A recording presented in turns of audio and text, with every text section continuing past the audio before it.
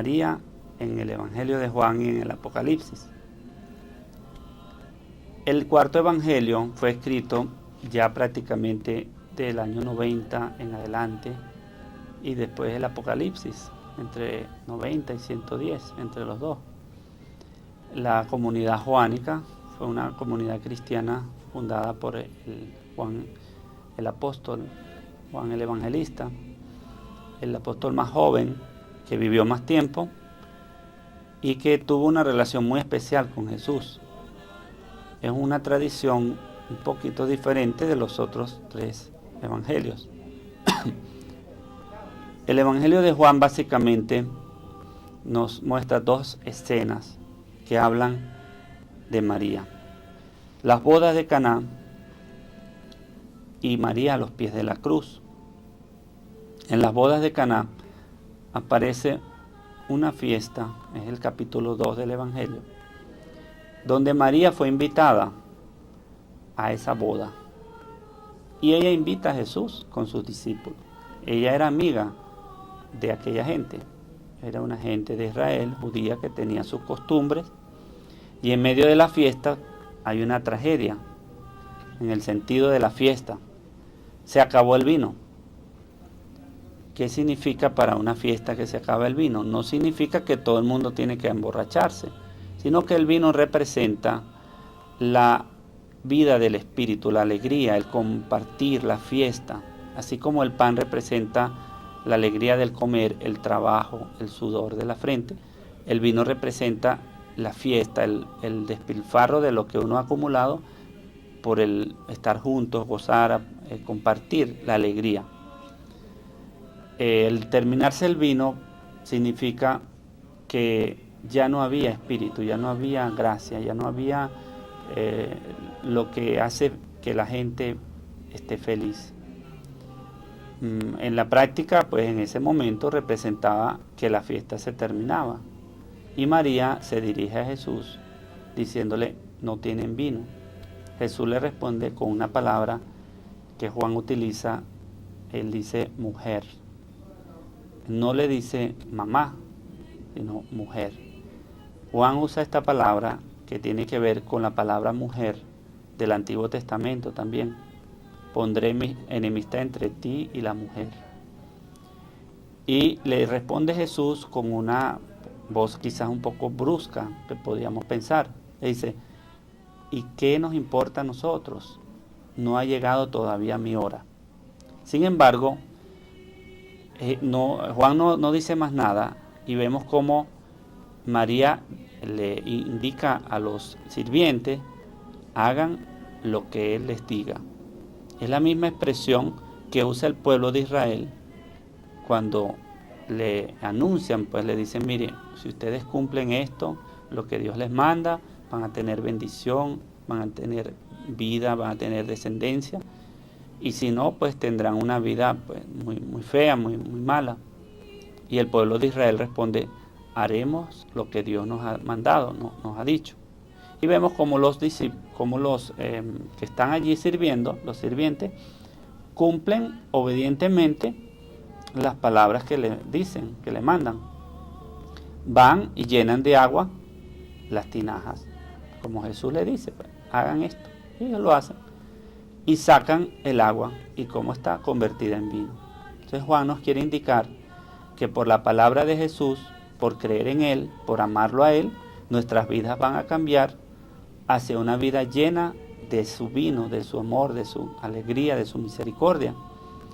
Y si nosotros nos mantenemos en nuestra propia vida, en nuestra propia persona, encerrados en nuestro mundo, en nuestro pecado, nuestra vida será aguada, será una vida llena de agua. Y por eso el vino que sale de ahí es el mejor vino. Al final de la escena vemos cómo nos dice San Juan que los discípulos, que van a ser los futuros apóstoles, comenzaron a creer por esta señal que hizo Jesús. ¿Qué nos quiere decir Juan? Que gracias a María, los discípulos comenzaron a tener su fe verdadera cristiana. Porque la fe cristiana no significa simplemente creer que Jesús existió, que Él nació en una época, que Él vivió tanto tiempo. sino significa creer básicamente que Jesús es el Hijo de Dios, es la palabra hecha carne, es el Mesías, es el Salvador, el Redentor, y que creyendo en Él, amándolo a Él, sirviéndolo a Él, nuestra vida se va a transformar y se va a salvar. Esa es la diferencia entre la fe cristiana y el saber de Cristo sin fe. Indica que María tenía fe antes que los discípulos, como dijo San Juan Pablo II. La fe cristiana católica, antes de ser petrina, es mariana. María tiene la fe más pura porque conoce a Jesús desde su origen. Es la primera persona en la iglesia que tuvo la fe cristiana. Es como el Abraham de la iglesia católica. María suscita la fe de los apóstoles. Eso es lo que nos dice las bodas de Caná. El otro capítulo donde aparece la figura de María en el Evangelio de Juan es a los pies de la cruz. Allí aparece María junto al discípulo amado y otras mujeres. Todos los demás discípulos han huido y María se mantiene firme a los pies de la cruz. Es una escena muy conmovedora y muy importante porque allí Jesús llama de nuevo a su madre, le dice mujer, y le vuelve a dar un mandato. Ahí tienes a tu hijo. Y luego ahí tienes a tu madre, le dice al discípulo. ¿Qué nos está indicando Juan en este evangelio?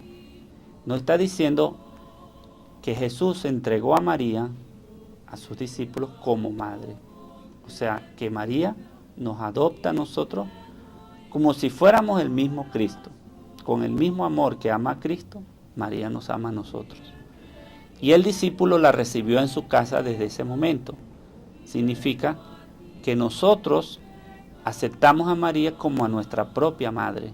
Con ese mismo amor que podemos tenerle a nuestra madre, aceptamos nosotros a la Santísima Virgen María.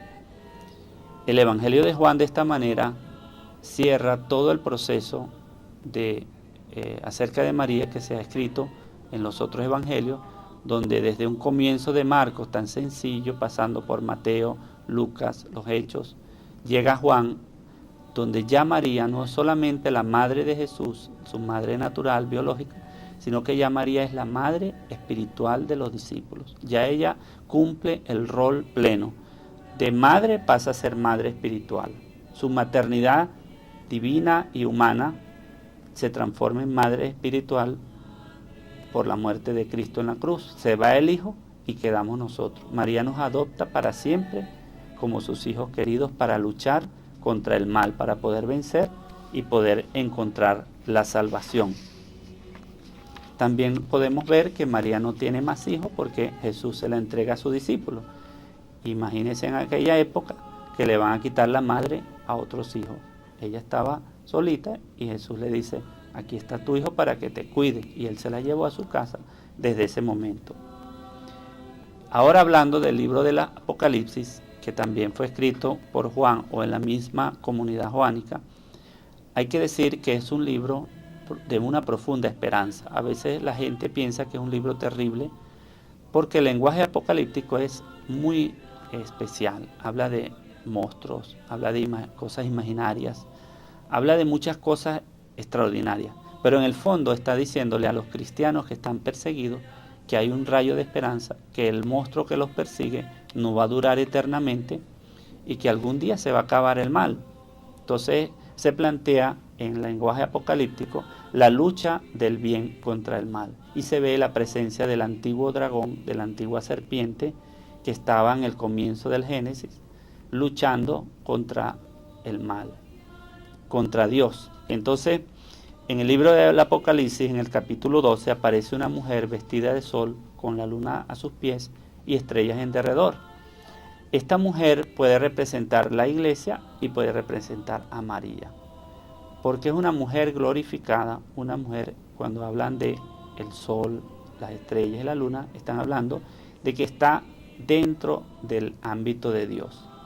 María está glorificada. La iglesia, cuando la gente busca a Dios, lo ama, se entrega completamente a ese amor, es para ser glorificado con Dios. Esa es nuestra esperanza, ese es lo que nos espera, esa es nuestra lo que Dios nos ha prometido, lo que Dios nos ha dicho que nos va a dar, el reino que Jesús nos ha prometido. Y la lucha se da entre el mal y la iglesia. El dragón trata de atacar al niño que va a salir de la mujer. Y ahí vemos cómo el mal trata de matar a Jesús cuando era pequeño. El mismo Herodes lo persigue y trata de matarlo y no lo logra. Después también el dragón ataca a la mujer y la mujer no es vencida. ¿Por qué? Porque aquella mujer no tiene pecado. El dragón no puede entrar en ella. ¿Cuándo vence el dragón? Cuando penetra en la persona y lo hace pecar, lo hace caer en el mal. Y sin embargo María no tiene pecado. Ella escapa, huye y el mal no le puede hacer nada. Y vemos aquí como la profecía del Génesis se va cumpliendo. Enemistad pondré entre ti y la mujer. Tú tratarás de morder a su hijo, pero también a ella. Y no vas a poder, porque ellos están totalmente en Dios. Han recuperado la gracia, han dejado de escuchar el mal y están escuchando a Dios. Y ese es el camino de la redención, volver a la gracia original. Vemos también en el Apocalipsis la figura de la madre del Cordero. María es la madre del Cordero. El Cordero es la palabra que se hizo carne en Jesús, ya es Cristo, vive su vida, lo matan, nos redime, resucita y es glorificado, ya es el Cordero.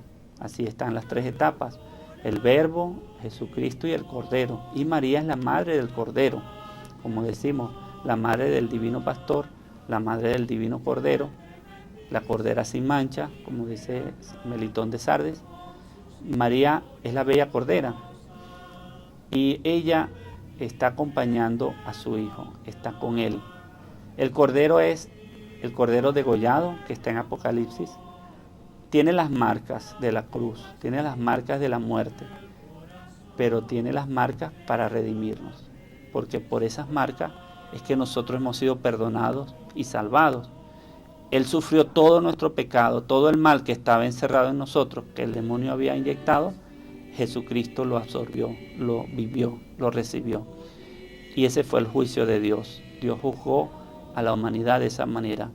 Puso en la vida de Cristo todo el peso del pecado y del mal. Él por obediencia escuchó a Dios, siguió su camino hasta la muerte, una muerte de cruz. Pero Dios lo resucitó y está sentado a la derecha del Padre. Jesús sigue allí haciendo su lucha, haciendo su redención, salvándonos, intercediendo, penetrando en nuestra vida. Y María está junto con él luchando, porque María nunca ha dejado de luchar a favor de su Hijo Jesús. Todo lo que hace María es para que nosotros conozcamos a Cristo, porque al conocer a Cristo, al amar a Cristo, al creer en Él, entramos en la vida eterna, entramos en la redención de Él. Por eso María es la que siempre nos acompaña, es la madre de Cristo y la madre de nosotros, de la iglesia. El triunfo de la iglesia es el triunfo de Cristo, el esposo y la esposa. La esposa está preparada para recibir al esposo. Dice que la lámpara será el Cordero. En ese lugar ya no habrá noche, ya no habrá oscuridad, ya no habrá sufrimiento, porque la lámpara es el Cordero. El Cordero iluminará todo. El Cordero es la alegría nuestra, es el amor que ha vencido todo, y nosotros hemos creído en Él y hemos abierto nuestro corazón a ese amor, a esa palabra, a ese Verbo encarnado. María es la primera que lo ha hecho, y María ya vive la redención plenamente, ya vive completamente en la presencia de Dios.